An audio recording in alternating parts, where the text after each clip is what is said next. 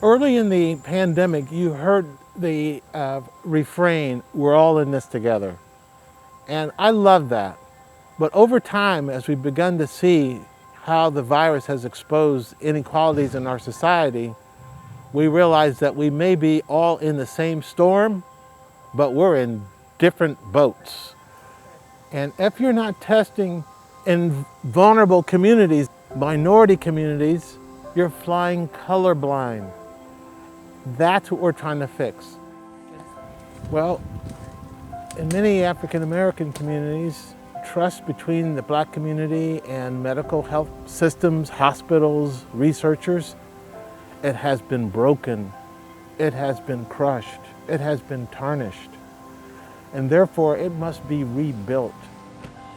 There were flyers being distributed saying COVID is a hoax, don't take the test, don't take the vaccine, being spread in the Black community. Everybody's afraid. Some people don't know why they're afraid. Some people are just afraid because other people are afraid. I never took a flu shot. You ain't taking one. We got work to do. And I'm convinced that you need to engage people in the community who already have trust.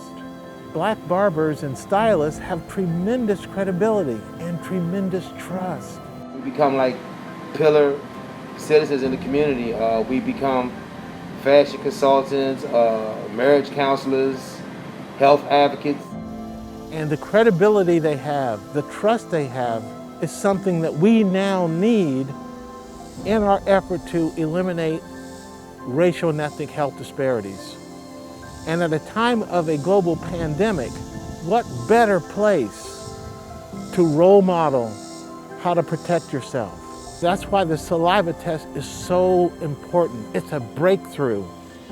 We've launched a campaign to mobilize Black barbershops and beauty salons as COVID-19 mitigation sites, where you can learn how to protect yourself and your family, where you can get a COVID-19 saliva test, where you can get a flu shot, and where you can get a really good haircut. And if we can bring a test into a humble Black barbershop, and if it is acceptable, and if it is feasible, why not? Why can't we do it all over the country? How you doing?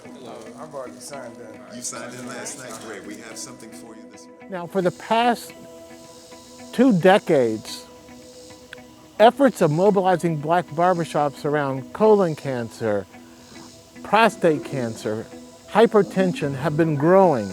My barber was my confidant. My barber was my counselor. We've covered a lot of things over the years since we've been dealing with the Maryland School of Public Health. And I think it's definitely been beneficial to our community. You fired your doctor? Oh, I found several doctors. I really appreciate you being available, man. Hey, anytime, glad we can help. You don't have to have spacesuit on in order to administer it. It's self-administered. And you literally go through a step-by-step guide about how to do the procedure. Any symptoms of COVID-19. And you literally spit into a tube. I feel like I'm walking through the desert right now. Testing matters. I mean, the brothers in the shop not only were willing and able, some of the people watching saying, hey, who are these folks? What are they doing? When they found out that Mike was doing a COVID test, saliva test, they said, can I have one? Can I do one? That's how trust works. Drop that in the UPS envelope, the rest all comes on the phone.